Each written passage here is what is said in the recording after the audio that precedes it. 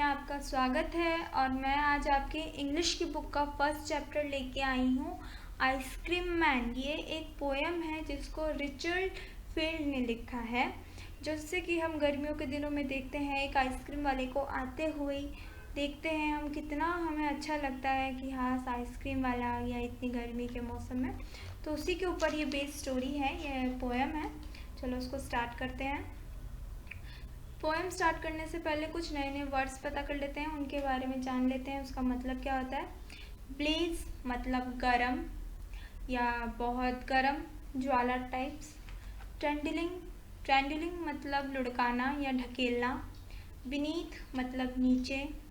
Cons मतलब जो ice cream के कोन्स होते हैं। माउंट मतलब टीला।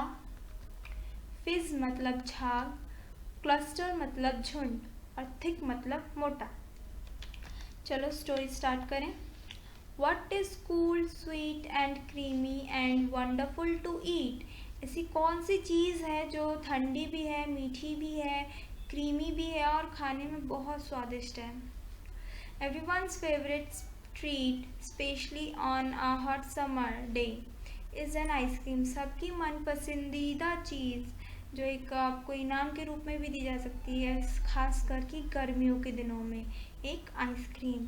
एंड एवरीवन्स फेवरेट पर्सन और सबका पसंदीदा आदमी या व्यक्ति might just be the ice cream man, क्या हो सकता है एक आइसक्रीम बेचने वाला। When the summer in the city and bricks blaze of heat, the ice cream man with his little cart goes trundling down the street.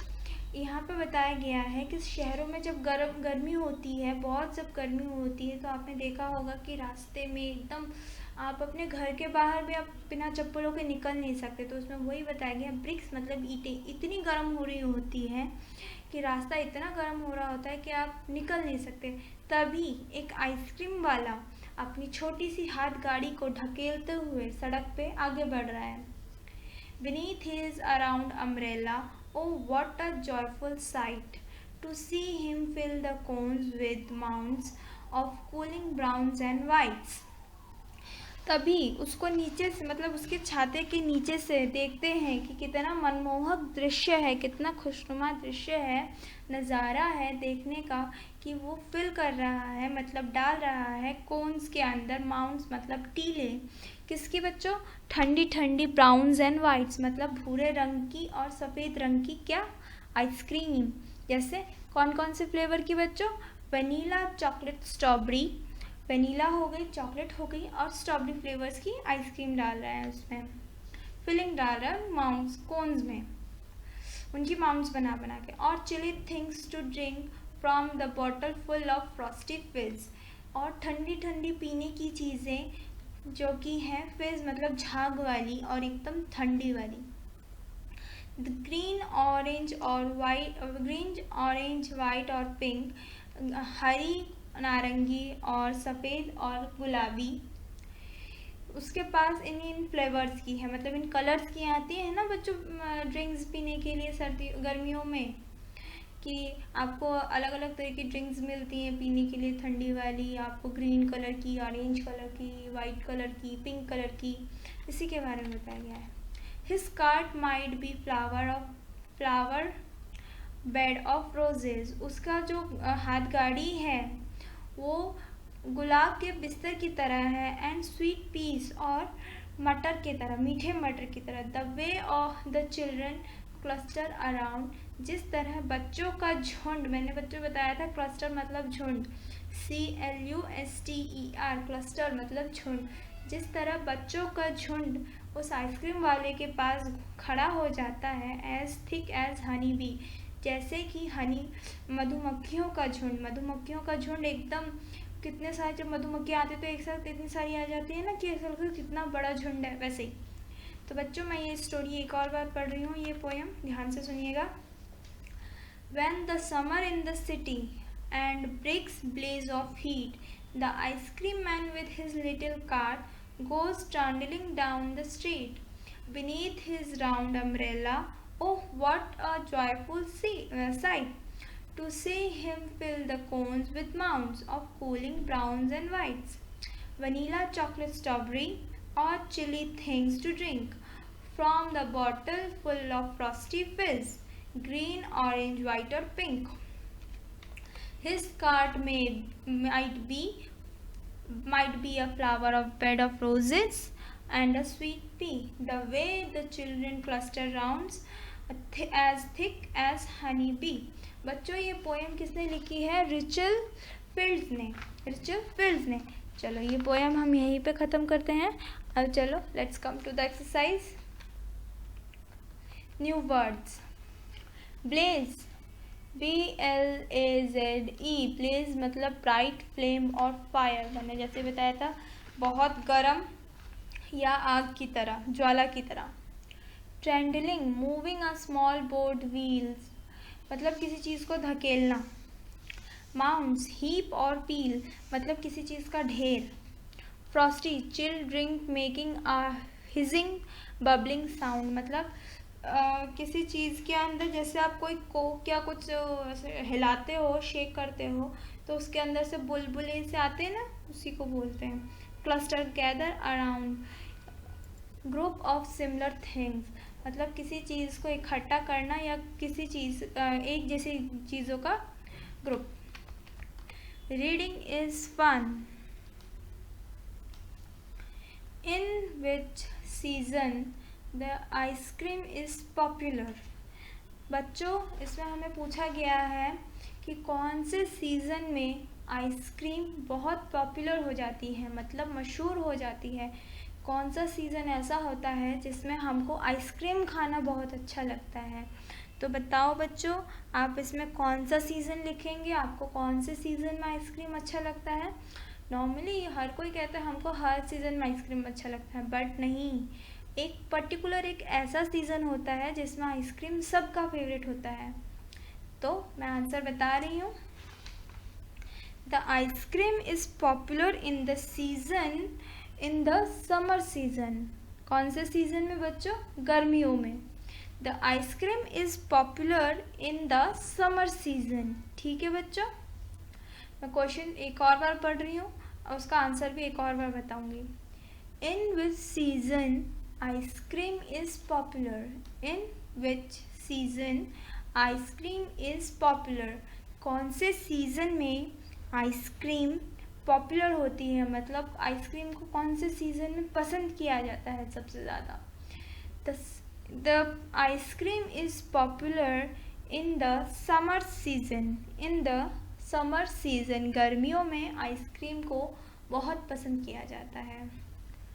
Who feels joyful on seeing the ice cream man? किनको अच्छा लगता है जब वो ice cream man को देखते हैं। आप मत सबको पता ही होगा कि किनको अच्छा लगता है आइसक्रीम मैन को देखने पे गर्मियों के मौसम में।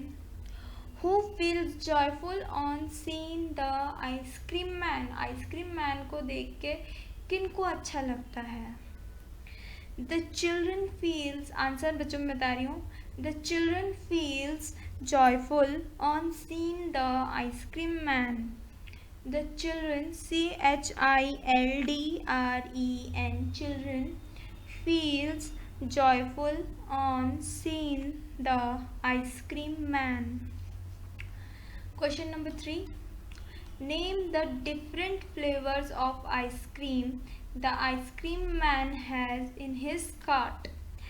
The ice cream man has answer मैं बता रही हूँ। The ice cream man has chocolate, vanilla, strawberry flavor in his cart. The ice cream man has chocolate, vanilla and strawberry flavour in his cart. मतलब जो ice cream वाले के पास कौन कौन से फ्लेवर थी? चॉकलेट थी, वेनिला थी, स्ट्रॉबेरी थी जो उसकी हाथ गाड़ी में थी। Question number 4. What are the 2 things the ice cream man is selling? ऐसी कौन सी 2 चीज़ें थी जो कि आइसक्रीम मैन बेच रहा था? मैं क्वेश्चन एक और बार पढ़ रही हूँ। What are the 2 things that the ice cream man is selling? What are the two things the ice cream man is selling? ऐसी तो कौन सी चीज़ें थी जो कि वो आइसक्रीम वाला बेच रहा था? इसमें आंसर हम लिखेंगे बच्चों, the ice cream man is selling the chilled drinks and ice cream. The ice cream man is selling the chilled drinks and the ice cream. वो आइसक्रीम भी बेच रहा था और वो ठंडी ठंडी कोल्ड ड्रिंक्स भी बेच रहा था. Chilled drinks. What is ice cream cart compared in the poem? Ice cream cart को, मतलब जो आइसक्रीम की गाड़ी थी, उसको किस चीज़ से कंपेयर किया गया है, किस चीज़ से तुलना की गई है इस कविता में बच्चों? The ice cream cart is compared, the ice cream cart has been compared to the flower bed of roses, to the flower bed of roses and sweet peas in the poem, and sweet peas in the poem. बच्चों मैं एक और बार इस answer को repeat कर रही हूँ क्योंकि ये थोड़ा बड़ा है. फिर से पढ़ते हैं. What is the ice cream cart compared to in the poem? इस कविता में कौन सी ऐसी चीज़ें हैं जिनसे आइसक्रीम की गाड़ी को कंपेयर किया गया है? मैं आंसर आप लिखिएगा. The ice cream cart has been, the ice cream cart has been compare, COMPARED, compared to a flower, FLOWER, flower bed of roses, to a flower bed of roses and sweet peas, SWEET, sweet peas, PEAS, peas in the poem. चलो बच्चों, अब next exercise देखते हैं. आपके question answers complete हो गए. क्या है? लेट्स राइट, मतलब आइए लिखें. Having an ice cream on hot summer day is exciting and enjoyable. Right. Question number first, मतलब आइसक्रीम खाना गर्मियों के दिन में एक बहुत अच्छी, मतलब उत्साहित करने वाली, खुश करने वाली चीज़ मानी जाती है, बताई गई है. Write about some exciting and enjoyable things that one can do in winter. जो कि आप एक एक करके आप मुझे बताइए कि आप सर्दियों के दिन में आप क्या क्या कर सकते हैं, मतलब मज़े लेने के लिए आप सर्दियों के दिनों में क्या क्या करते हैं. इसका आंसर होगा बच्चों, आप अपने हिसाब से लिखिएगा. आप सर्दियों में क्या क्या करते हैं? खेलते हैं बाहर, धूप में खेलते हैं, फिर मूंगफलियाँ खाते हैं, खट्टे खट्टे फ्रूट्स आते हैं जैसे संतरे वगैरह इस टाइम बहुत मिलते हैं सर्दियों में, फ्रूट्स के मज़े लेते हैं. फिर कुछ लोग आइस स्केटिंग करने जाते हैं और कुछ लोग बाहर घूमने जाते हैं, जो जगह गर्म होती हैं उन जगहों पे घूमने के लिए जाते हैं. तो मैंने अपने हिसाब से आंसर लिखा है, आपको मैं बता रही हूँ, आप उनको लिखिएगा तो आपको पेपर में अच्छे मार्क्स मिलेंगे. और मैं बच्चों मैं बता दूं, जो मैंने आपको ऊपर क्वेश्चन आंसर्स के आंसर बताए हैं, प्लीज़ उनको भी लिख लीजिएगा क्योंकि वो आपके एग्ज़ाम्स में आ सकते हैं. पहला है, we can enjoy playing outside under the sun. पहला, we can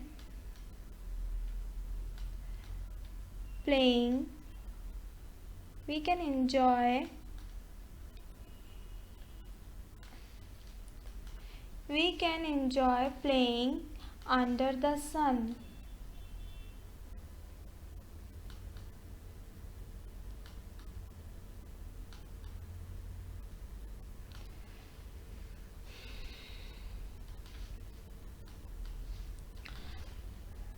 सॉरी बच्चों.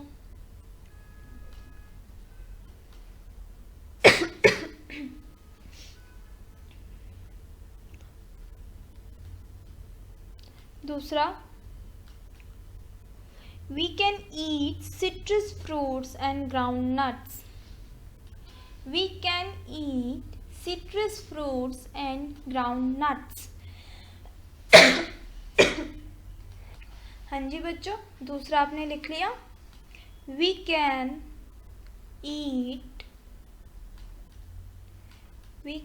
eat citrus fruit and groundnuts, मतलब हम खट्टे फल खा सकते हैं और मूंगफलियाँ भी खा सकते हैं। आप इस टाइम बहुत सारे लोग मूंगफली खाते हैं, बादाम खाते हैं।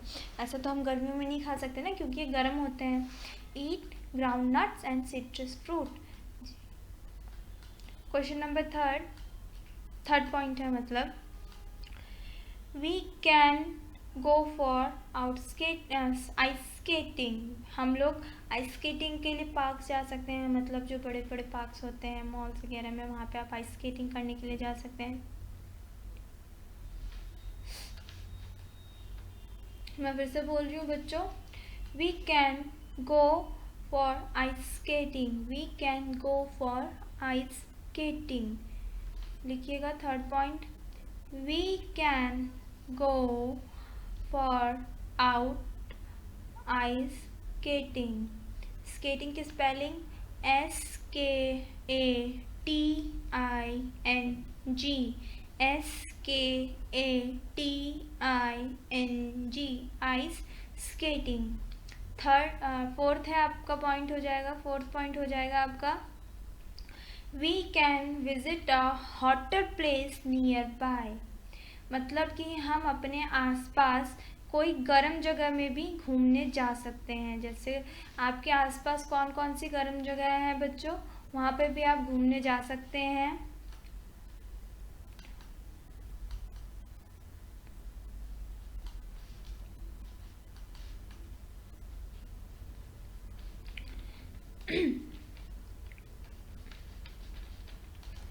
अब आगे बढ़ते हैं। लिस्ट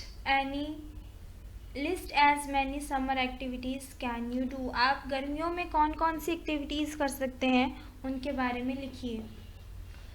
द समर एक्टिविटीज़, हम स्विमिंग कर सकते हैं, रिवर राफ्टिंग कर सकते हैं, आइस स्केटिंग कर सकते हैं, वाटर पार्क जा सकते हैं, और वाटर पेंटिंग कर सकते हैं, किसी आसपास की लेक्स पॉन्ड्स में भी जा सकते हैं, फिर या आइसक्रीम भी बना सकते हैं। घर में कुछ लोग आइसक्रीम भी बनाते हैं ना, उसी के बारे में है।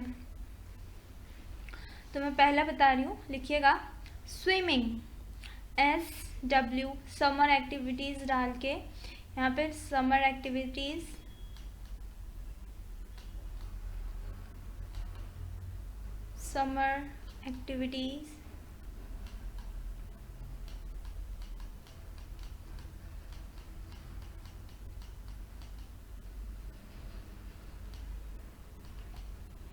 एक्टिविटीज़ डाल के हम लिख सकते हैं swimming, SWIMMING,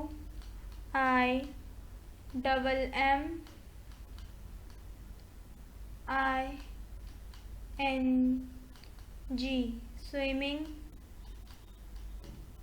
river rafting, RIVER, river rafting, RAFTING, river rafting. River और राफ्टिंग एक ही चीज़ है, मतलब नाव चलाना। आप नदी में जाके नाव चलाते हैं, इनको भी हम गर्मियों में कर सकते हैं। Ice skating, ICE, ice skating, SKATING, ice skating. To a water park, मतलब एक वाटर पार्क में भी आप घूमने जा सकते हैं। To a water park, TOUR, tour to a water park, WATER, water, PARK, park. Fly straw bubbles, मतलब आप बुलबुले भी उड़ा सकते हैं, बुलबुले भी बना सकते हैं। Fly, FLY, straw, SWATTER, straw bubbles. BUBBLES, straw bubbles. Water painting, WATER water, PAINTING water painting. Visit a local lake और पार्क, मतलब आप अपने आसपास के किसी तालाब या पोखर में भी जा सकते हैं। लेक, LAKE लेक, और पॉन्ड है POUND पॉन्ड मतलब तालाब। मेकिंग आइसक्रीम, आप अपने घरों में आइसक्रीम भी बना सकते हैं। ये सब आपकी समर में करने वाली एक्टिविटीज़ होती हैं जिनको आप कर सकते हैं गर्मियों के दिनों में। नाउ आपको अब बताना है, क्वेश्चन नंबर 3 है, now group these activities into indoor and outdoor. आप इनको घर के अंदर कौन कौन सी एक्टिविटीज़ कर सकते हैं और घर के बाहर कौन कौन सी एक्टिविटीज़ कर सकते हैं। पहला, इंडोर एक्टिविटी में आप आइस स्केटिंग तो आप खुले किसी पार्क में जाके करेंगे नहीं, आप इसके लिए कहीं इंडोर एरिया मतलब किसी मॉल में जाएंगे जहाँ पे आइस स्केटिंग के लिए अवेलेबल हो, वहाँ पे जाएंगे मॉल में। वाटर पेंटिंग आप घर पे कर सकते हैं। फिर आइसक्रीम भी आप घर पे बना सकते हैं। ये 3 चीज़ें आप घर पे कर सकते हैं। और मतलब बबल्स भी, फ्लाई बबल्स भी आप घर पे ही कर सकते हैं, आपको ज़रूरी नहीं आप बाहर जाएं बुलबुले उड़ाने के लिए। फिर जब दूसरा है आउटडोर्स एक्टिविटीज़ में आपकी कौन कौन सी आएंगी। आउटडोर एक्टिविटीज़ में स्विमिंग, तैरना, रिवर राफ्टिंग, और tour to a water park मतलब वाटर पार्क में जाना, और वाटरिंग द प्लांट्स, पौधों को पानी देना, visiting to your local lakes और पॉन्ड, आपके पास में जो आपके जो नज़दीक के पोखर या तालाब होंगे वहाँ पे घूमने जाना। ठीक है, ये हमारी एक्टिविटी हो गई। अब आगे बढ़ते हैं। से अलाउड मतलब जोर से बोलना। आगे बढ़ते हैं। Say aloud, circle the words where you get the Z sound, 1 is done for you, एक आपके लिए कर रखा है। इसमें हमको सर्कल करना है जिसमें हमको Z का साउंड आए। पहला जैसे आपके लिए कर रखा है हनी बीज, बीज में आपको Z का साउंड आ रहा है ना, Z, वैसे ही वाला। चलो हम ट्राई करते हैं। पहला है प्राइस, प्राइस में हमको CE का आ रहा है और इसमें हमको प्राइज Z का साउंड आ रहा है ना, तो पहला हो गया Z। फिर मेज Z का साउंड MAZE मेज। फिर राइस, इसमें भी हमको Z का साउंड आ रहा है। ब्लिज,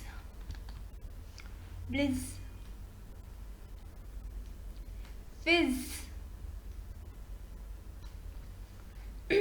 लेजी,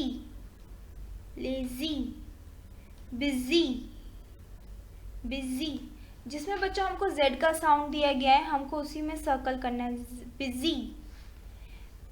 फिर राइस या रेस तो नहीं होगा, राइस। चेज, दीज,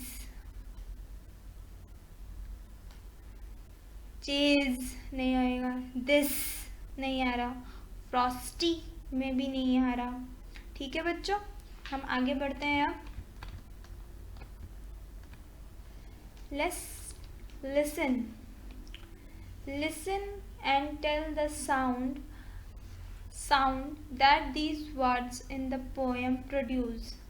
आपको इसमें बताना है कि कौन सा साउंड ये जो कार्ट और ड्रिंक है वो प्रोड्यूस करते हैं। मतलब जब ये जो गाड़ी चलती है, मतलब कार्ट जब चल रही थी तब कौन सा साउंड प्रोड्यूस हो रहा था, और जब हम ड्रिंक्स की बात कर रहे थे तब कौन सा साउंड प्रोड्यूस हो रहा था। Can you make the sound, क्या आप मेक दीज साउंड्स, क्या आप इन साउंड्स को बना सकते हैं। तो अब जब कार्ट चल रही थी तो कौन सा साउंड प्रोड्यूस हो रहा था बच्चों। इसमें बच्चों हमारा जो पहला वाला साउंड है कार्ट को हम कैसे साउंड कर रहा था, वो ट्रेंडलिंग कर रहा था ना, मतलब हम उसको लुढ़का रहे थे, धकेल रहे थे, तो उसमें से कैसी साउंड आएंगी आपको पता ही है। जब हम किसी जोर से किसी चीज़ को धक्का मारते हैं तो उसमें से कैसी साउंड आती है, तो इसमें हम लिखेंगे ट्रेंडल्स, TRUNDLES।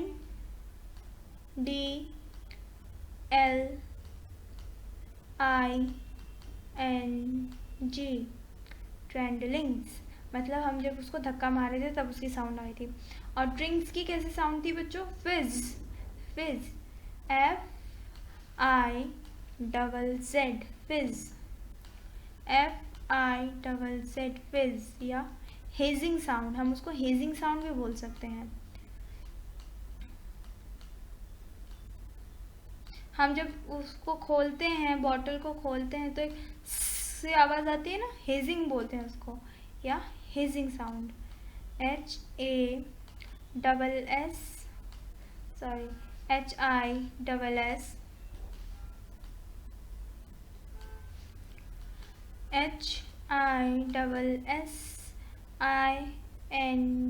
Hedging sound.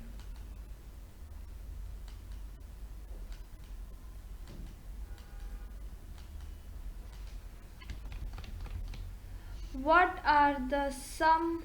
are some of the different sounds you can hear when ice cream man cross, मतलब comes? आप कौन कौन सी अलग अलग आवाज़ें सुनते हैं जब एक आइसक्रीम वाला आता है? उसकी घंटियों की आवाज़ सुनते होंगे आप, उसके फिर वो जो उसकी बेल्स जो बजती हैं उसकी आवाज़ आती है, उसके जो पहिए होते हैं, जो व्हील्स की उसकी जो आवाज़ होती है आइसक्रीम वाले की, उसकी कार्ट की जो आवाज़ें होती हैं वो सुनते होंगे। उसमें आप ये खुद से लिखिएगा। Find out and write a report. Here is a report on uncle Lal's farm. मैं पढ़ रही हूँ, इसमें आपको पता करना है और एक रिपोर्ट तैयार करनी है। Here is a report on uncle Lala's farm. ये अंकल लाल है, लाल है, लाल के फार्म के ऊपर एक रिपोर्ट है। Father took visit uncle Lal's dairy farm. पापा मुझे अंकल लाल के डेयरी फार्म, मतलब जहाँ पे दूध वगैरह दिया जाता है, वहाँ पे लेके गए। I saw all of Uncle's Lals cow. मैंने वहाँ पे अंकल लाल की बहुत सारी गायें देखी। काउज मतलब गायें। He has 50 cows. उनके पास 50 गायें थी। They eat grass in the big green farm. वो बड़े से मैदान में, मतलब खेत में वो घास चर रही थी या खा रही थी। In the evening the farmers bring them to bar and to be milked, मतलब फिर उनको शाम को उनको खेत में वापस, मतलब जो किसान जहाँ पे रहते हैं, मतलब उनके काउ शेड में लेके आए, किसी के लिए? दूध निकालने के लिए। Uncle Lal sell his milk in the city. और अंकल लाल उनकी गायों के दूध को कहाँ बेचते हैं बच्चों? शहरों में। When writing a report, remember you do these things. जब आप आप एक रिपोर्ट तैयार कर रहे हैं, आपको हमेशा याद रखना चाहिए।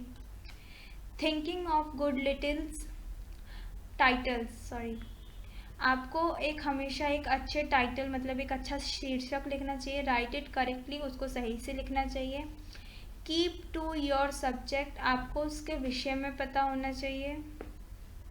Tell things in the right order, उनको एक सही क्रम में बताना चाहिए, उनको लिखना होगा, आपको एक सही क्रम में लिखना चाहिए। जैसे इसमें लिखा है कि पापा मुझको सबसे पहले, इसमें रिपोर्ट जो बताया गया था, पापा सबसे पहले उनको कहाँ लेके गए? अंकल लाल के डेयरी फार्म में। फिर उन्होंने क्या देखा? वहाँ पे उन्होंने गाय देखी। उनके पास कितनी गाय थी? 50। वो क्या कर रही थी? बड़े से खेत में वो चढ़ रही थी, घास चर रही थी। शाम के वक्त सारे किसान उनको कहाँ लेके आए? मिल्क निकालने के लिए उनको वापस लेके आए। फिर अंकल लाल उनको क्या करते हैं? बेचते हैं। Make your paper look neat, उसको एक साफ सुथरे कागज में फिर लिखो। In group 4, write a report on different brand of ice cream available in your area. आपको 4 ग्रुप में बंटना है और एक रिपोर्ट तैयार करनी है आइसक्रीम के अलग अलग ब्रांड्स के ऊपर जैसे कोई मदर डेयरी, अमूल, वाडीलाल या हैवमोर, ऐसे हो गए ना। तो इन सब के ब्रांड्स के ऊपर आप एक रिपोर्ट तैयार कीजिए। यू में यूज़ द फॉलोइंग क्लूज, आप इन क्लूज को हेल्प ले सकते हैं। Start with a short introduction which contains the topic, एक इंट्रोडक्शन, छोटा सा एक इंट्रोडक्शन लिख सकते हैं जिसमें आपके ब्रांड के टॉपिक के बारे में लिखा हो। Then list the ice cream brands available in your area, तब आप आइसक्रीम के कितने ब्रांड्स आपके एरिया में अवेलेबल हैं उनकी एक लिस्ट तैयार कीजिए। Then next says which are the common flavor of ice cream in each brands, फिर आप उसमें बताइए कि कौन से फ्लेवर कॉमन है, मतलब साधारण है, जो कौन से हर ब्रांड में मिलते हैं। जैसे चॉकलेट हर किसी के ब्रांड में मिलता है, वनीला भी हर किसी के पास मिलता है, स्ट्रॉबेरी भी हर किसी के पास मिलता है। Which each brand find out which flavors are being sold the most, also find out their price, आपको पता करना है कि कौन सा ब्रांड में कौन सा फ्लेवर सबसे ज़्यादा बिकता है और उनके प्राइस, उनकी कीमत के बारे में भी पता करना है। Finally right which do you think is the most popular ice cream, आपको सबसे फाइनली आपको ये बताना है, अंत में आपको ये तय करना है कि कौन सा ब्रांड सबसे ज़्यादा पॉपुलर है, मतलब सबसे फेमस कौन सा ब्रांड है आपके एरिया में। Words building. Color the box that have rhyming words. आपको इसमें बॉक्स में कलर करना है जिसमें राइमिंग मतलब एक जैसे शब्द हो। सिटी क्राफ्ट नहीं है, हीट स्ट्रीट। हमको इसमें बताना है कि कौन कौन से इसमें राइमिंग वर्ड्स हैं, जैसे कि मैंने आपको पहले ही 2 बता दिए थे, सिटी क्राफ्ट तो ये तो नहीं है, हीट स्ट्रीट ये हमारे राइमिंग वर्ड्स हो गए। Blowing blows goes, does do go तो है ही नहीं, हार्ड यार्ड, बाउल डॉल ना, काउज सो नहीं, लेबल टेबल हाँ जी ये है, sky my, play obey, race face, right night. हो गया हमारा ये एक्सरसाइज भी कंप्लीट। चलो अब आगे बढ़ें। What do the following words describe in the poem? आपको इसमें बताना है कि इनमें ये जो वर्ड्स हैं ये क्या बता रहे हैं। इसमें हमने जैसे बोला था जॉयफुल, क्या था joyful? Sight, joyful sight, SHIGHT sight. Little craft, cart, CART cart, little cart, CART cart मतलब छोटा हाथगाड़ी। Round umbrella, round umbrella. फिर आगे What are the describing words used in the poem for the following? अब इसमें बताना है कि इसके आगे, इनके आगे कौन कौन से यूज़ किए गए थे वर्ड्स। पहला क्या था? माउंट्स। किस चीज़ के माउंट्स यूज़ किए गए थे बच्चों? हाँ तो बच्चों हम कहाँ पे थे? Round umbrella, UMBR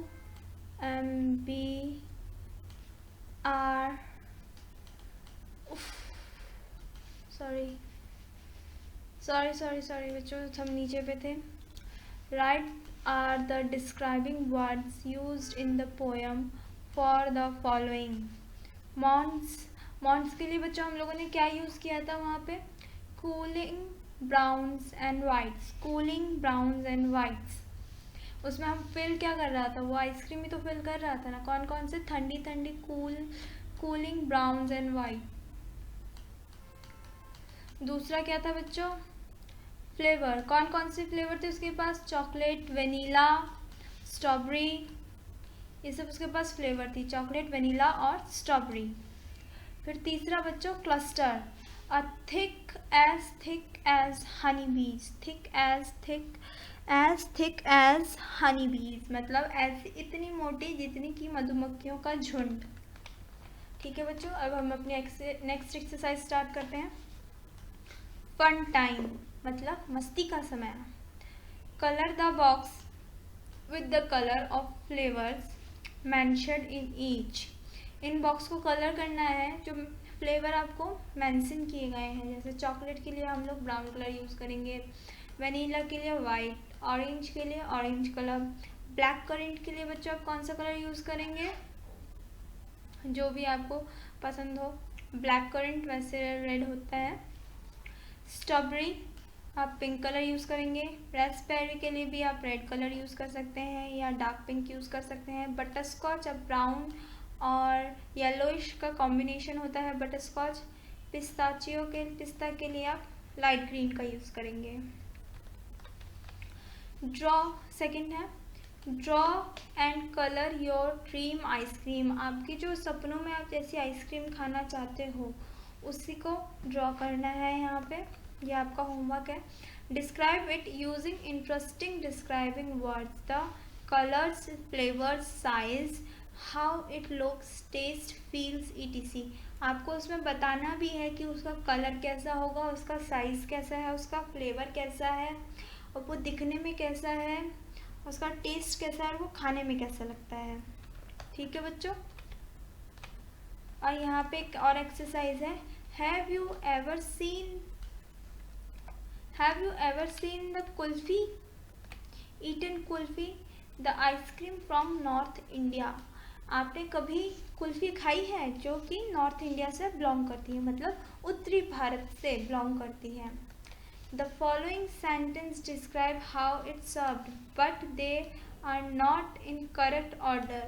Write the correct number of before each sentence। मतलब हमें इसमें ये बताना है कि ये कैसे वो सर्व करता है और किस तरीके से ये बताया। ये सही क्रम में नहीं है, इनको हमें सही क्रम में लगाना है। पहले हम सबको पढ़ लेते हैं, फिर हम उनको एक एक करके नंबर सीरीज में लगाएंगे। ठीक है बच्चों, पहला he scoops out the kulfi on a plate। दूसरा then he pours some sweet syrup over it and serve it। Third kulfi वाला takes the kulfi mold out of the pitcher। चौथा he arranges some falooda around it। अब आपको बताना है कि इसमें सही क्रम कौन सा है, इसमें पहले कौन सा आएगा, दूसरा कौन सा आएगा, तीसरा कौन सा आएगा। तो पहला बच्चों हमारा आएगा द कुल्फी वाला takes the kulfi mould out of the picture. मतलब पहला कुल्फी वाला अपने जो स्पून दिख रहा है, टोंग टाइप का दिख रहा है, इसमें से कुल्फी निकालता है, पहला फर्स्ट।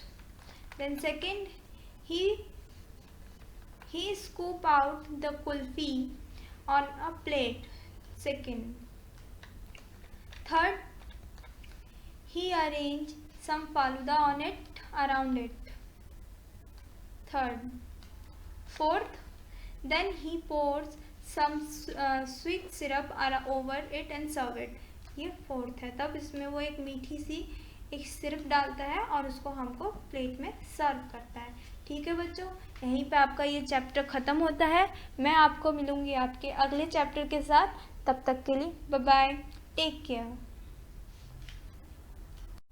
चलो बच्चों, हम अपना चैप्टर आगे कंप्लीट करते हैं। Wonderful waste. चैप्टर स्टार्ट करने से पहले कुछ नए शब्दों के बारे में जान लेते हैं, जिनके बारे में हम पहले भी जान चुके हैं या हमें और आगे के चैप्टर्स में हमने जैसे सीखा है, हम इसको भी आगे स्टार्ट करते हैं। बच्चों, त्रावणकोर मतलब ये एक जगह है जो इंडिया में है। ये केरला साइड में था, मतलब केरला को पहले त्रावणकोर कहा जाता था। नॉर्मली जैसे हिस्टोरिकल नेम था ये केरला का। सर्वे निरीक्षण, SURVEY, सर्वे मतलब निरीक्षण। मतलब टीचर करते हैं ना, आप लोगों का सर्वे करते हैं कि कौन सा बच्चा क्या कर रहा है, कौन सा बच्चा क्या नहीं कर रहा, उसी को कहते हैं। प्रिपेयर्ड, PREPARED, प्रिपेयर्ड मतलब तैयारी। स्क्रैप कूड़ा या बचा हुआ, SCRAP, स्क्रैप, स्क्रैप मतलब कूड़ा या बचा हुआ। स्ट्रेनली, सख्ती से, स्ट्रिक्टनेस, इसको हम बोलते हैं स्ट्रिक्ट, उसी से, सख्ती से।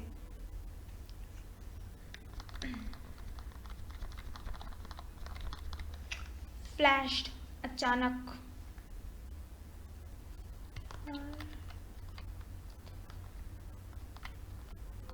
गेस्ट, मेहमान, GUEST, गेस्ट, मेहमान। ट्रेडिशनल मतलब पारंपरिक, मतलब जैसे आप बोलते हैं ना ट्रेडिशनल ड्रेसेस, जैसे आप पहनावा, परंपरा। ट्रेडिशनल मतलब पारंपरिक। ठीक है बच्चों, चलो हम ये चैप्टर अब स्टार्ट करते हैं।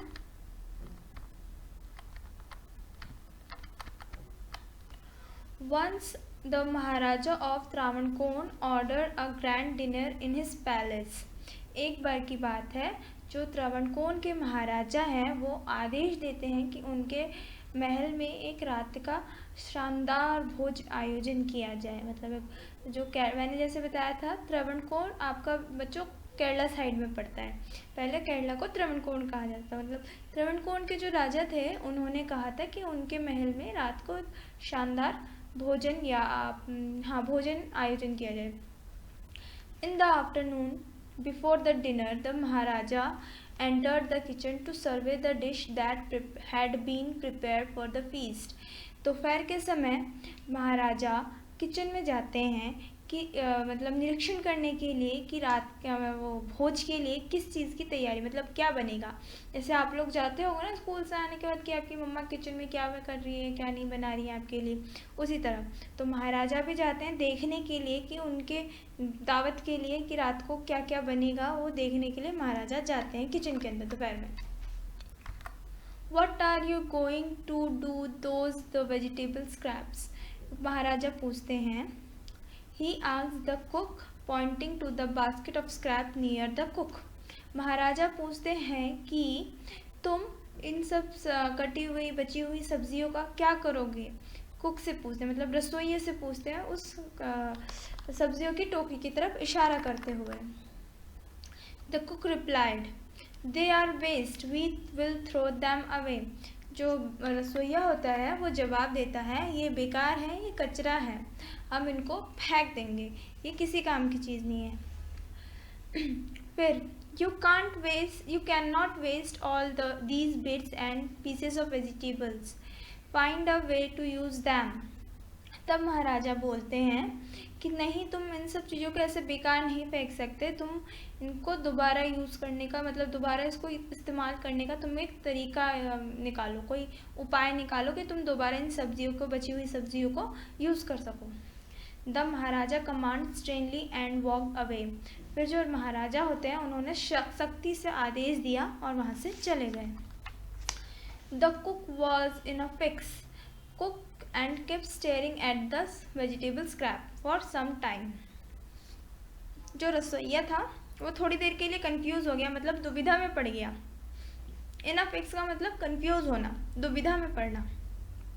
जो रसोइया था वो थोड़ी देर के लिए दुविधा में पड़ गया कि इन बची कुची सब्जियों का, इन बेकार कटी छटी सब्जियों का वो करेगा क्या।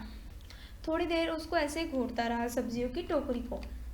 Suddenly an idea flash across his mind. अचानक से तभी उसके दिमाग में एक आइडिया आया, मतलब एक विचार आया। फ्लैश्ड मतलब अचानक, उत्पन्न होना। He took all the vegetable bits, washed them and cleaned them well. वो तभी उनको अच्छे से उठाता है, उनको अच्छे से, मतलब उनको अच्छे से साफ कर देता है और उनको धो देता है। Then he cut them into long strips.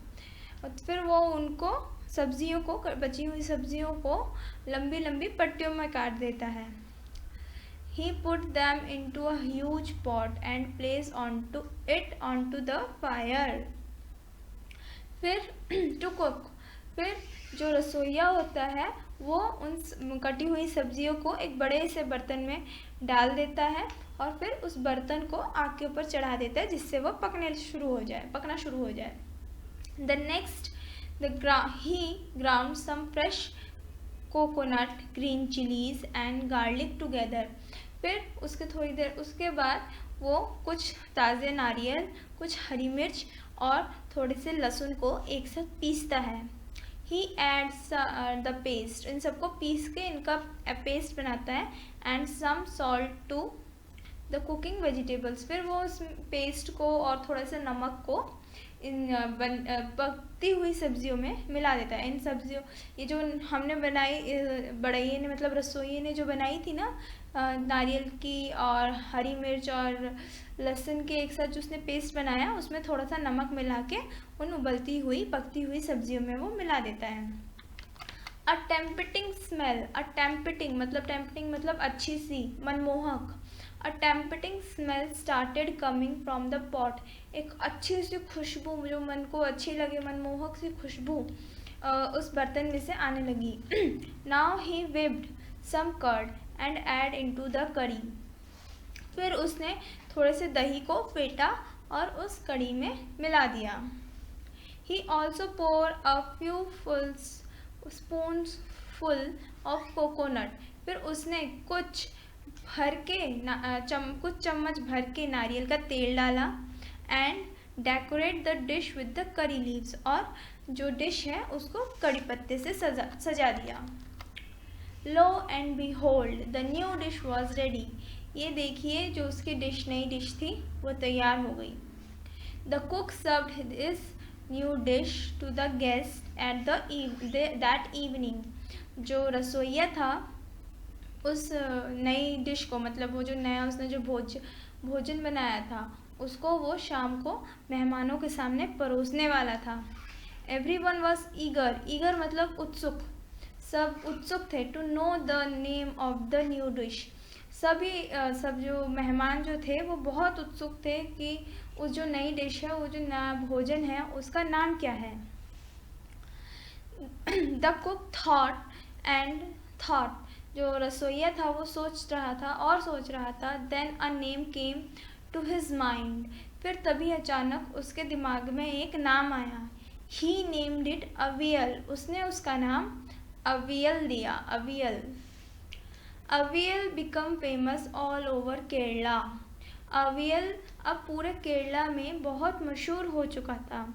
And is now one of the dishes in traditional Kerala feast, अब ये जो अवियल है हर पारंपरिक त्यौहार, केरला के त्यौहार में, फेस्टिवल्स में ये इसको बनाया जाता है, अवियल को बनाया जाता है। अब हर कुछ जैसे कोई भी पारंपरिक चीज़ होती है वहाँ पे आप अपनी कोई ट्रेडिशन के अकॉर्डिंग कुछ ना कुछ तो बनाते ही हैं खाने पीने के लिए, वैसे ही तो ये केरला की हर ट्रेडिशनल फेस्टिवल या फीस्ट बोले हम, उसमें ये बनता था।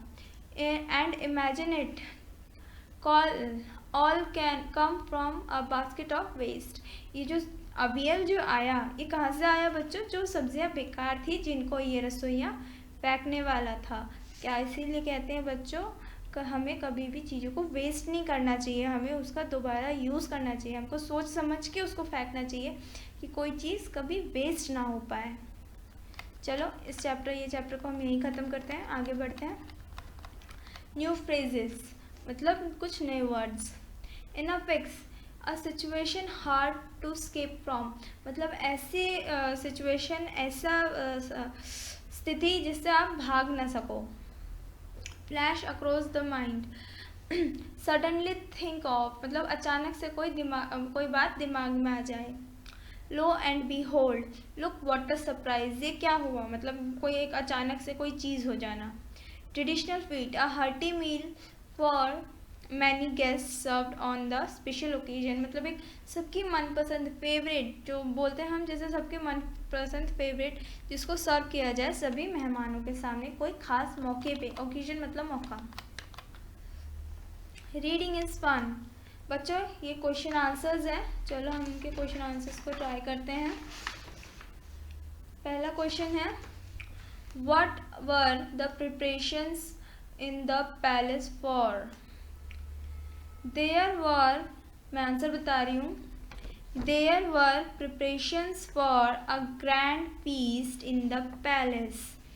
There were preparations for a grand feast in the palace। मतलब वहाँ पे एक शानदार भोज की तैयारी चल रही थी, मतलब महल में एक शानदार भोज की तैयारी चल रही थी।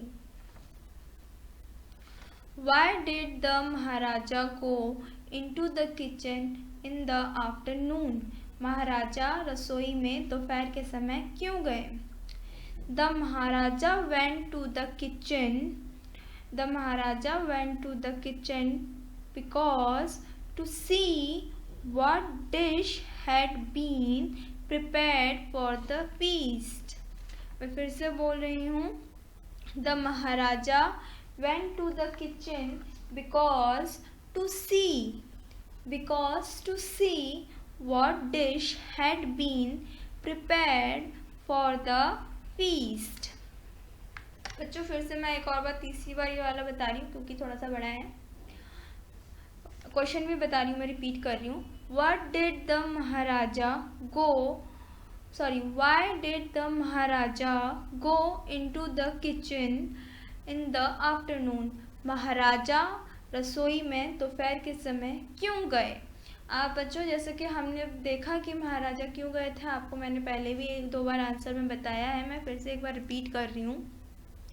The Maharaja went to the kitchen because to see what dish had been prepared for the feast। Maharaja kitchen में इसलिए गए क्योंकि वो देखना चाहते थे कि रात के खाने के लिए कौन सी डिश, मतलब कौन सा भोज्य का सामान, मतलब खाने की चीज़ बन रही है। क्वेश्चन नंबर 3 है, What had the cook planned to do with the vegetable scraps?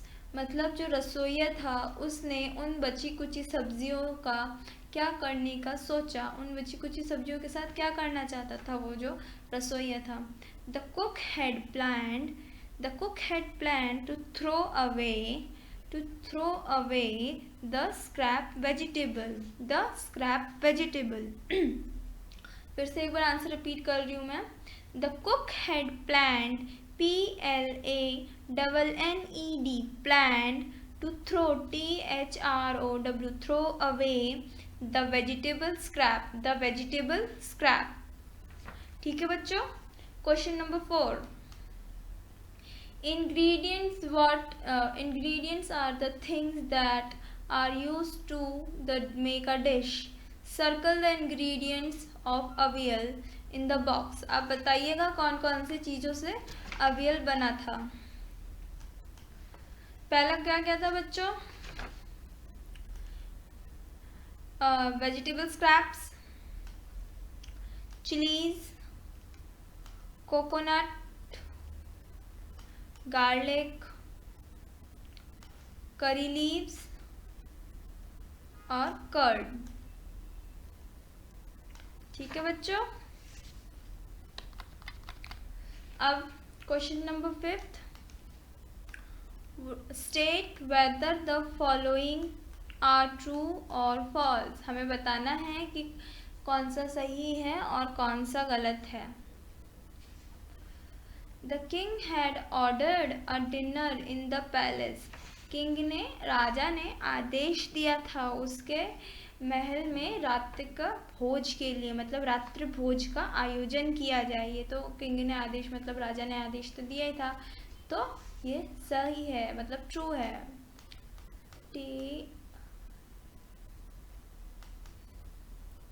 True. Second, no one had heard और टेस्टेड द अवियल बिफोर। मतलब ना ही किसी ने इसके बारे में सुना और ना ही कभी किसी ने इसको खाया इससे पहले। मतलब ये जो अवियल है ना ही कभी इसके बारे में किसी ने सुना था, ना ही किसी ने खाया था, तो ये तो सच है। तो उसने इसको पहली बार बनाया था, इसको अचानक से उसके दिमाग में आया तो उसने बना दिया, तो दिस इज ट्रू।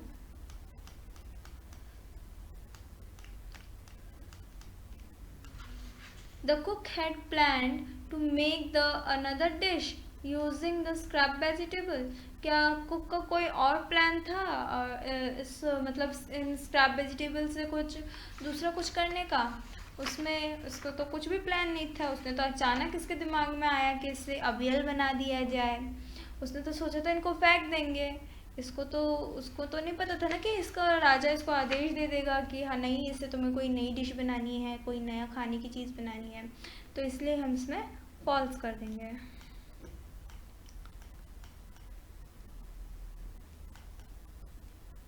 फॉल्स। आगे है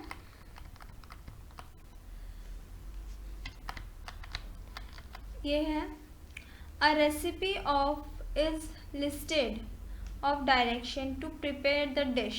The following sentence are not in order for preparing avial. Numbering them in correct order. इनको correct order में नहीं है ये, हमें इनको correct order में करना है। मतलब पहले इसने मतलब जो बावर्ची था उसने क्या क्या किया, फिर उसने कौन सी चीज़ पहले की, कौन सी चीज़ बाद में की, देन उसके बाद कौन सी चीज़ की, वैसे। ठीक है बच्चों, तो पहले हमारा रसोई ने उसने क्या क्या किया था, वॉश एंड क्लीन। पहले हम पढ़ लेते हैं पूरा, फिर हम इसको देखते हैं। Grind some coconut, green chillies and garlic. दूसरा, cut the vegetable scraps into the long strip. Wash and clean the mix of vegetable bits. Decorate with the curry leaves.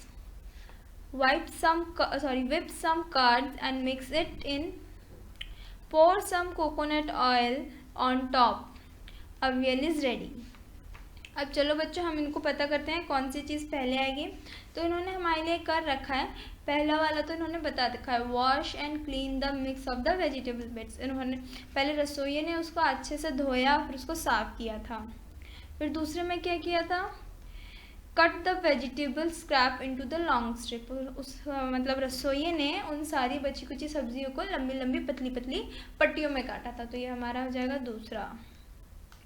फिर थर्ड टाइम तीसरी बार में उसने क्या किया, grind some coconut, green chillies and garlic. फिर उसने कुछ लहसुन और नारियल और हरी मिर्च को काटा, मतलब पीसा। ये हो जाएगा हमारा तीसरा। फिर फिफ्थ हो जाएगा हमारा, whip some curd and mix in it।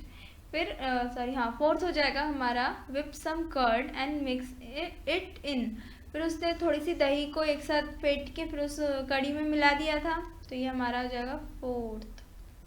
फिर फिफ्थ आएगा, pour some coconut oil on top। फिर उसने कुछ नारियल की तेल की बूंदें उसमें डाल दी। और six, decorate with the curry leaves, last. ठीक है बच्चों, और सेवेंथ हमारा हो जाएगा अवियल इज रेडी। इस तरीके से उसने अवियल को बनाया। Given the box are some things that the children do after reach the home from school. Choose the 5 things that you do when you reach home from the school. Write them in order. यहाँ पे जो आपको दिया गया है, इसमें आपको क्या करना है बच्चों कि आपको बताना है आप स्कूल से घर पहुँचने के बाद क्या क्या करते हो, क्या आप नहीं करते। ठीक है, इनको हमको एक ऑर्डर में लिखना है। जैसे आप स्कूल से घर जाने के बाद क्या क्या करते हो, पहले आप put away the school bag, अपने स्कूल बैग को अपने मतलब रखते हो। फिर देन आप क्या करते हो, आप जैसे यूनिफॉर्म चेंज करते हो, change out the school uniform. Then wash up and clean it, wash अपने हाथ मुँह धोते हो। फिर अपनी मम्मी से बातें करते हो कि आपने स्कूल में क्या क्या किया।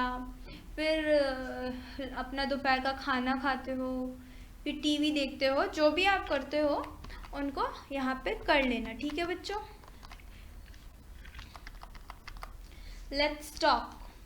चलो बात करें। The Maharaja was a vice man and ordered the cook to use the vegetable scrap instead throwing them away। जो महाराजा था वो एक अच्छा आदमी था, इसलिए उसने आदेश दिया कि ये जो बची कुची सब्जियां हैं इनको यूज़ करें बजाय फेंकने की। मतलब उसने कहा था कि इनको फेंको मत, इनको दोबारा यूज़ करो, इनको रीयूज़ करो।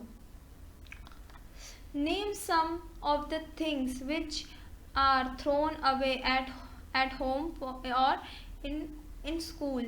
मतलब आप ऐसे कुछ चीज़ों के नाम बताइए जिनको आप रीयूज़ कर सकते हैं, लेकिन वो आपके घर से और आपके स्कूल में फेंक दी जाती हैं। ठीक है। sit in a group of 4 and think of interesting way in which they can be made useful।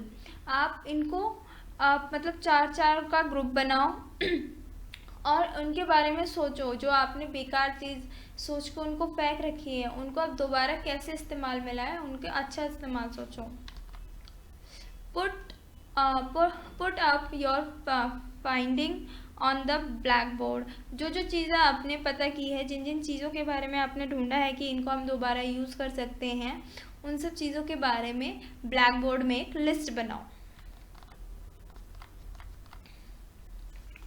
Word buildings, pair work. Some words have more than one meaning. Some, for example, point, meaning noun. A dot in a print or writing.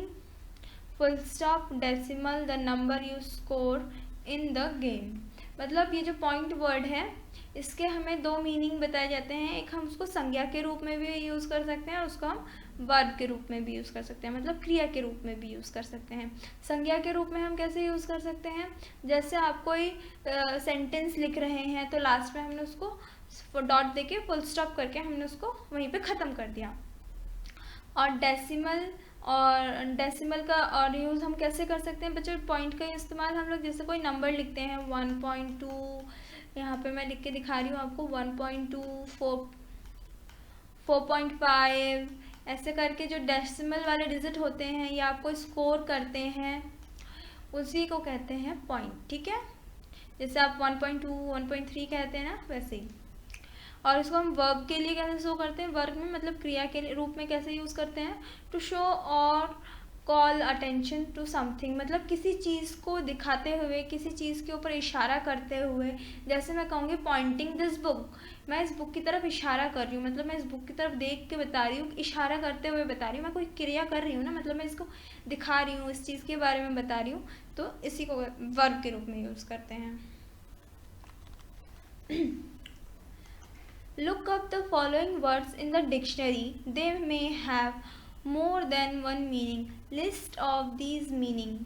इसमें जो words दिए गए हैं, इनके भी एक से ज़्यादा मीनिंग हो सकते हैं। अब हमें इनको पता करना है कि कौन कौन सी किस किस चीज़ में यूज़ होती है। Look up the following words. मैंने पहले बताया था ग्राउंड। ग्राउंड का इसमें हमें 2 मीनिंग बताना है। तो ग्राउंड का अगर हम एक नाउन बताएंगे और एक वर्ब बताएंगे, ज़रूरी नहीं है बच्चों हम इसमें नाउन और वर्ब का यूज़ करें। इसमें हम लोग जो पार्ट ऑफ स्पीच होते हैं उसमें हमें बताया गया, जैसे पहले मैं बता देती हूँ, सबकी एक एक थोड़ी थोड़ी विशेषताएं बता देती हूँ। ग्राउंड हमारा नाउन भी है और वर्ब भी है। सर्वे ये भी हमारा नाउन है और वर्ब भी है। स्क्रैप ये भी नाउन और वर्ब है। पर बच्चों स्ट्रेनली और टेम्पटिंग, स्ट्रेनली हमारी क्रिया विशेषण है, मतलब हम उसको क्रिया विशेषण क्यों कह रहे हैं बच्चों, क्योंकि आप अगर देखें कि ये किसी चीज़ की विशेषता भी बताता है कि हम किसी चीज़ को गुस्से में देख रहे हैं, हम काम भी कर रहे हैं, साथ में कोई चीज़ है हमारे साथ हम कर रहे हैं, विशेष बता रहे हैं कि हम उसको गुस्से में देख रहे थे, तो उनको सख्ती से आदेश दे के गया है ना, महाराजा उनको स्ट्रेनली कमांडेड, मतलब उनको सख्ती से आदेश दे के गए थे। टेम्पटिंग ये विशेषता है, मतलब ये खुशबू आती है, मतलब विशेषता। टेम्पटिंग मतलब एक अच्छी मनमोहक सी सुगंध, तो मनमोहक, तो ये किसी चीज़ की विशेषता बता रहा है। जैसे tempting smell राइज्ड from the pot, उसमें बताया था ना कि मतलब एक उस बर्तन में से अच्छी सी टेम्पटिंग मनमोहक सी खुशबू आने लग गई थी, इसीलिए ये हमारा एडजेक्टिव है। तो चलो हम इसको स्टार्ट करते हैं, फिर भी मैंने आपको बता दिया था। अब चलो इसका पहला देखते हैं, ग्राउंड। ग्राउंड हो जाएगा आपका नाउन में,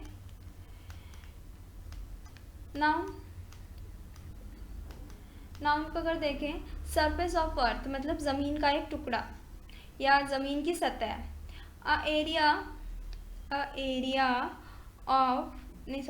area which is used for a particular purpose, मतलब एक ऐसा ज़मीन का टुकड़ा या हिस्सा जिसको आप किसी खास चीज़ के लिए, मतलब कोई जिसके लिए कोई एक ही मकसद हो, उसके लिए आप यूज़ करें। हम लोग नाउन बच्चों यूज़ किस लिए करते हैं? हम नाउन का इस्तेमाल हमारा नाउन यूज़ तो हम इसलिए करते हैं ना, किसी पर्टिकुलर प्लेस, थिंग्स या किसी पर्सन, ये हमारे नाउन को डेडिकेट करता है। ये हमारे नाउन के बारे में बताता है कि कोई पर्सन, किसी चीज़, प्लेस, कोई थिंग्स या कोई मटेरियल, इस चीज़ के बारे में हमें नाउन बताता है। जैसे कि हमने अपनी जूनियर क्लासेस में पढ़ा था, तो ये हमारा ग्राउंड है। मैंने जैसे आपको सेंटेंस बताया था, an area which used for particular purpose, मतलब मैं एक ज़मीन का टुकड़ा किसी खास मकसद से यूज़ कर रही हूँ। ये हमारा हो गया नाउन का यूज़। इसका हम वर्ब देखेंगे। अगर वर्ब होगा तो ये हमारा पास्ट टेंस में जाके ग्राइंड हो जाएगा, GRIND, ग्राइंड। ठीक है बच्चों, ये हमारा वर्ब हो गया। और फिर सर्वे। सर्वे हम अगर नाउन देखते हैं, मतलब हम किसी चीज़ का निरीक्षण कर रहे हैं, ये हम लोग कोई पर्टिकुलर चीज़ का निरीक्षण कर रहे हैं, एक विशेष, मतलब एक विस्तार से निरीक्षण करना। आप जैसे डिटेल इन्वेस्टिगेशन, मैं इसमें नाउन का यूज़ करना चाहूँगी, डिटेल इन्वेस्टिगेशन। नाउन में हो जाएगा आपका डिटेल इन्वेस्टिगेशन, और वर्ब का हो जाएगा आपका लुक केयरफुली। सर्वे मतलब आप किसी चीज़ के बारे में ध्यान से निरीक्षण कर रहे हैं, आप इसमें काम भी कर रहे हैं। और डिटेल मतलब आप उसको एकदम गौर से उसके बारे में इन्वेस्ट कर, मतलब खोजबीन भी कर रहे हैं ना। इसमें आपकी विशेषता डिटेल इन्वेस्टिगेशन आपकी दोनों आ गई, आपके इसमें नाउन भी आ गई और क्रिया भी हो गई, संज्ञा भी हो गया और क्रिया का भी इस्तेमाल हो गया। ठीक है बच्चों। स्क्रैप, अ वेस्टफुल मटेरियल, ये हमारी नाउन है, मतलब हम किसी चीज़ के बारे में बता रहे हैं, ये बेकार है, ये हम उसकी विशेषता बता रहे हैं, ये बेकार है। तो ये हम उस चीज़ की, मतलब किसी चीज़ की बेकार, मतलब विशेषता बता रहे हैं। ये हम, जैसे मैंने बताया था, हम इसमें किसी वस्तु, किसी चीज़ और किसी पर्सन के बारे में बात करते हैं। तो स्क्रैप हम किसी वस्तु के बारे में बात कर रहे हैं, तो ये हमारा नाउन हो जाएगा अ वेस्टफुल मटेरियल। बच्चों आप इनको लिख लीजिएगा, जो जो मैंने आपको पहले भी कहा है। स्क्रैप कम हो जाएगा अ वेस्टफुल मटेरियल, एंड, और दूसरा हो सकता है नाउन आपका फ्रेगमेंट, FRAGMENT, फ्रेगमेंट। ठीक है बच्चों। और इसका वर्ब हो जाएगा आपका कैंसल इट, मतलब स्क्रैप, मतलब हम लोग कभी कभी स्क्रैप को ना के रूप में भी यूज़ करते हैं, मतलब हम किसी चीज़ को ना करना है, हमें नहीं करना है, तो हम उसके लिए स्क्रैप का भी यूज़ करते हैं। जैसे उसका मैं वर्ब में यूज़ करूँगी कैंसिल इट। ठीक है बच्चों। स्ट्रेनली का जैसे मैंने आपको बताया था, ये हमारा क्रिया और विशेषण एक साथ हो रहा है, हम किसी चीज़ को घूर भी रहे हैं, और तो इसलिए हमारा ये हो जाएगा एडवर्ब। ये हमारा क्या हो जाएगा बच्चों? एडवर्ब हो जाएगा। इसमें हम इसको हम किसी चीज़ को घूर रहे हैं ना, तो इसलिए हम इसको एडवर्ब के रूप में यूज़ करेंगे। ठीक है। और ये हमारा एडजेक्टिव होगा। क्या हो जाएगा? ये जो एडजेक्टिव है उसका हो जाएगा अल्ग्यूरिंग एडजेक्टिव, और जो स्ट्रेनली का हो जाएगा डिस्कस यूजलेस, मतलब किसी बेकार चीज़ पे हम उसको ज़बरदस्ती उसको थोप रहे हैं। ठीक है, चलो हम आगे बढ़ते हैं। Make new words by adding, dropping a few letters from the root words. Some are done for you. आपके लिए इसमें दो कर रखे हैं, आपको बता रखे हैं। देखिए जैसे इसमें कर रखा है, ट्राई का ट्राइड हो जाता है, ट्राइंग भी हो जाता है। टेस्ट का टेस्टेड, टेस्टी का टेस्टेड हो जाता है, टेस्टिंग हो जाता है, टेस्टियर हो जाता है। ठीक है, चलो इसका जैसे पॉन्ड है, पॉन्डेड हो जाएगा, ईडी लग जाएगा इसमें। पाउंडिंग भी हो जाएगा, आईएनजी यूज हो जाएगा, POUNDING पाउंडिंग। फिर POUNDED पाउंडेड। ट्राइड है, TRIY हट जाएगा, ED आ जाएगा, ट्राइड। फिर ट्राइंग का TRYING ट्राइंग। ठीक है बच्चों। Large, larger, LARGER larger, LARGER, क्योंकि इसमें हम लार्ज्ड भी नहीं बोलते, लार्जिंग भी नहीं बोलते, तो इसमें हम हो जाएगा लार्ज, लार्जर और लार्जेस्ट, मतलब बड़ा, उससे बड़ा फिर विशाल। ठीक है, इसलिए उसको बोलेंगे लार्जेस्ट। फिर लार्जेस्ट की स्पेलिंग LARGEST। बच्चों हम इसमें सिर्फ ST यूज़ करेंगे, आप डबल E यूज़ मत कर लीजिएगा। फिर न्यू है, न्यू ईयर हो जाएगा, NEWER, और न्यूएस्ट भी हो जाएगा, NEWEST, न्यूएस्ट। टेस्टी है, टेस्टिंग भी हो जाएगा, टेस्टियर हो जाएगा, टेस्टीएस्ट भी हो जाएगा, EST जुड़ जाएगा, IEST है, जैसे Y हट गया है यहाँ पे, इसलिए यहाँ पे सब में IST आ जाएगा। इसमें बच्चों देखिएगा जिसमें आपका Y हट के इसमें I का यूज़ हो जाएगा। फिर अब वाइज, वाइज मतलब अच्छा, वाइजर, वाइजेस्ट, मतलब WISER, वाइजर। फिर होगा आपका वाइजेस्ट, वाइजेस्ट, WIISEST, वाइजेस्ट, ठीक है। स्टार्ट, स्टार्ट का स्टार्टेड, स्टार्टिंग, ठीक है बच्चों। Clean, cleaned, cleaning, cleaner, cleanest, ठीक है बच्चों। Do any of these words do any of these words use all the 4 endings?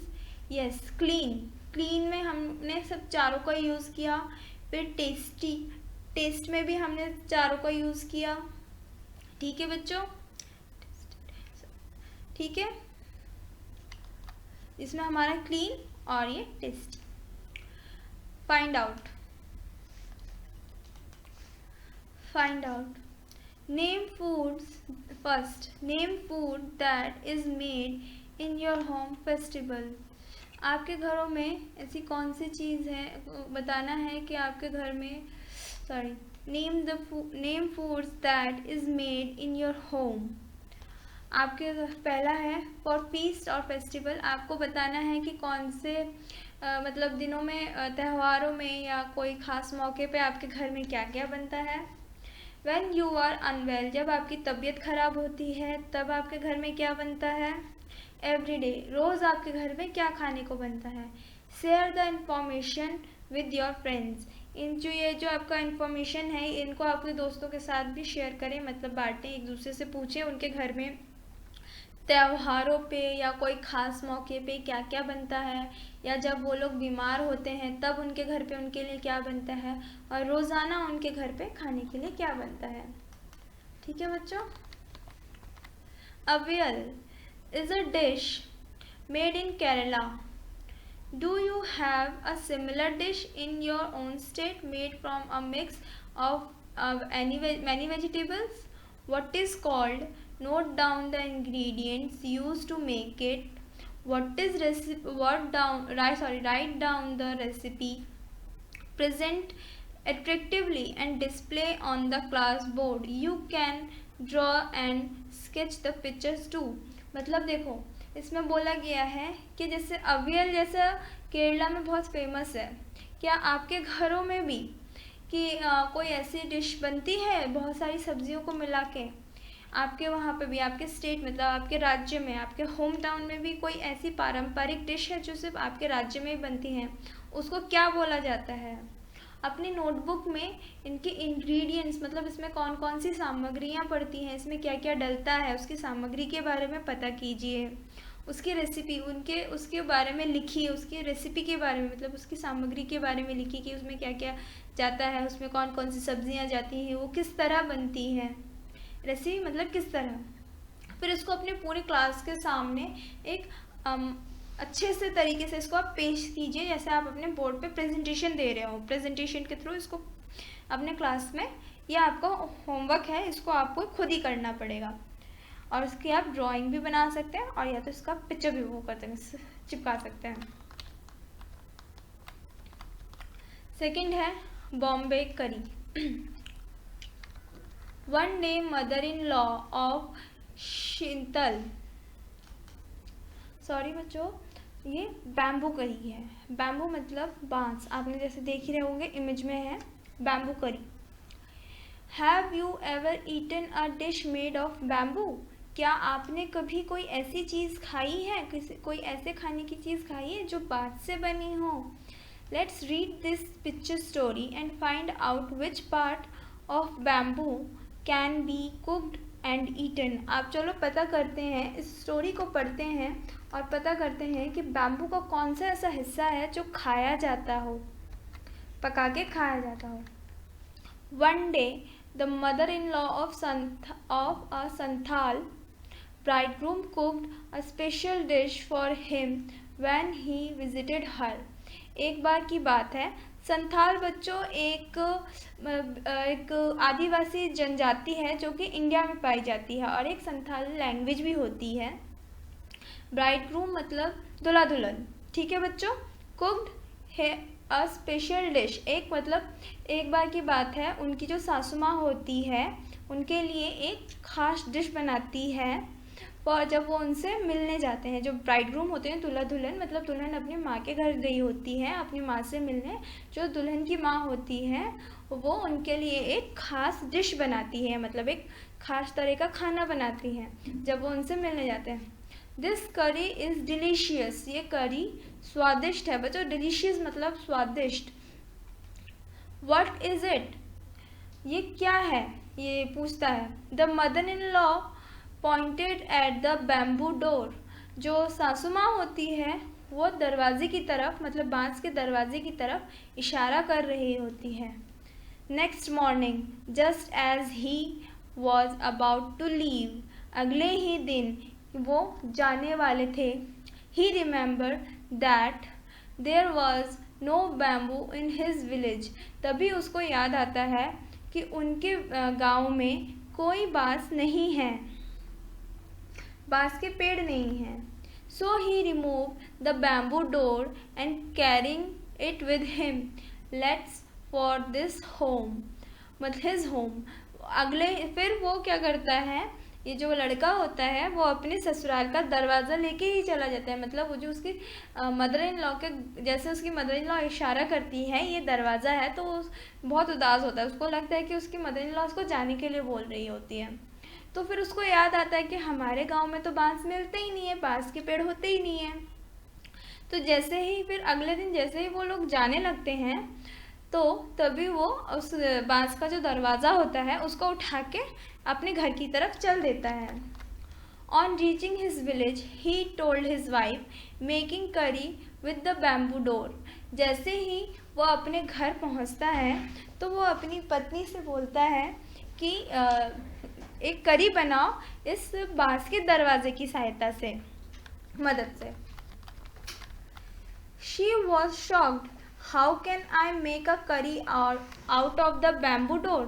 वो मतलब थोड़ी सी आश्चर्य हो जाती है, वो चौंक जाती हैं कि वो कैसे एक बांस के दरवाजे से करी बना सकती है, मतलब सूप बना सकती है।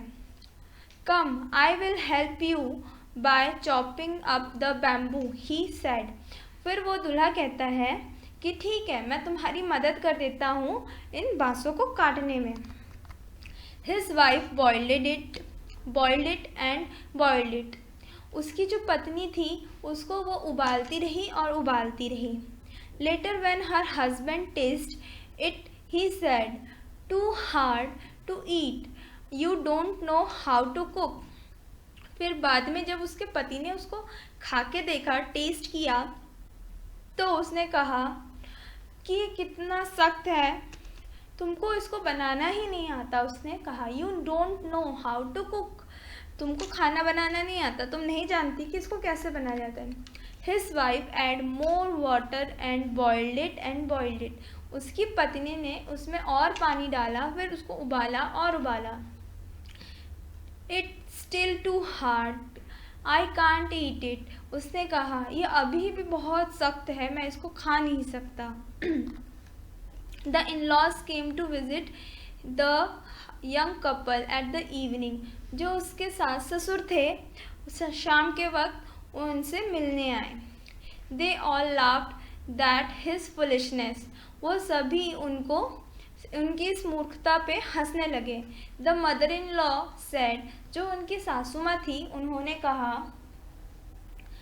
didn't you know, क्या तुम नहीं जानते? The curry was made from bamboo shoot. तुम नहीं जानती कि जो करी है वो बैम्बू के तने से बनता है। And not from a bamboo door, ना कि दरवाजे से, ये बांस के दरवाजे से नहीं बनता, ये उसके तने से बनता है। जो बांस का एक नरम हिस्सा होता है बांस के नीचे होता है, जब बांस छोटा मतलब उग ही रहा होता है तब उसमें होता है ये। ये सांथाल फोक टेल है, मतलब ये जो वहाँ की आदिवासी इलाके की एक पारंपरिक कहानी है। फोक मतलब पारंपरिक कहानी है, ठीक है बच्चों, वहाँ से ली गई है। डिड यू नो दिस, क्या आपको पता था? Let's write. Complete the sentence meaningfully. The bridegroom left with the door of his in-laws house because it was made up, किससे बना था? and dash and there was no bamboo in his, क्या था बच्चों उसमें? तो बच्चों इसमें जैसे पहला वाला बताया गया है, इसमें 2 डैश के इस्तेमाल किए गए हैं। जो ब्राइडग्रूम मतलब जो दूल्हा दुल्हन थे, वो जब अपने ससुराल से घर वापस जा रहे होते हैं तो वो अपने साथ क्या लेके जा रहे होते हैं? बांस का दरवाज़ा। तो इसमें हम लिख देंगे bamboo door, made up of bamboo door, ठीक है। फिर there was no bamboo in his, उनके गांव में क्या नहीं था बच्चों? बांस, उनके गांव में कोई बांस नहीं था, तो इसमें हम बैम्बू लिखेंगे, ठीक है। देयर वॉज नो, सॉरी यहाँ पे हम विलेज लिखेंगे, उनके गांव में कोई बांस का पेड़ नहीं था, तो इसमें हम विलेज लिखेंगे।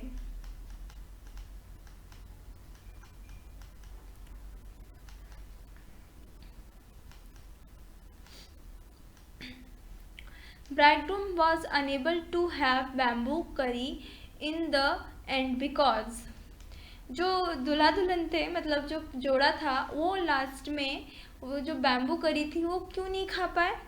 क्योंकि वो जानते ही नहीं थे कि बैम्बू का कौन सा हिस्सा खाया जाता है, ठीक है बच्चों। तो इसमें हम लिखेंगे because they don't know to eat, because they don't know which part of the bamboo is eaten, ठीक है बच्चों।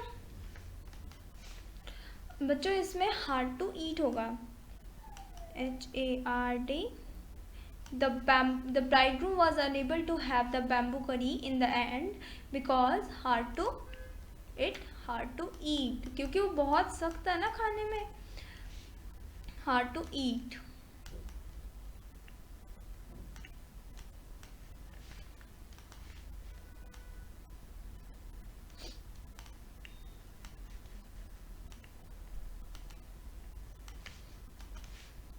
सेकेंड एक्सरसाइज करते हैं, वर्ड हंट।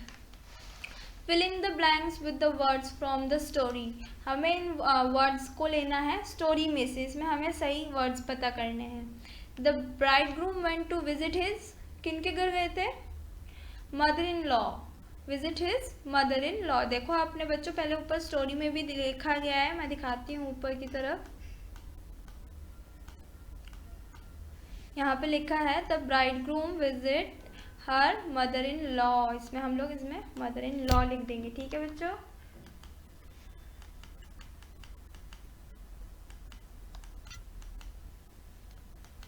इसलिए हम यहाँ पे मदर इन लॉ लिखेंगे। सेकेंड आएगा the mother in law was pointed the dash the door, bamboo door. Mother in law किसके ऊपर पॉइंट कर रही थी? Pointed at the bamboo door, इसमें हम एट लिखेंगे। he stayed the night with his, he stayed the night dash his in-laws, तो इसमें आएगा with, वो अपने रिश्तेदारों के साथ, मतलब अपने रिश्तेदारों के साथ उसने वहाँ पे रात गुजारी। he carried the dash back with him, he carried the dash back with him, मतलब वो अपने साथ क्या लेके गया था? Bamboo door. वो क्या लेके गया था? Bamboo door. वो अपने साथ वो बांस का दरवाज़ा लेके चला गया था ना, इसलिए इसमें आएगा bamboo door, bamboo door. The करी डोर,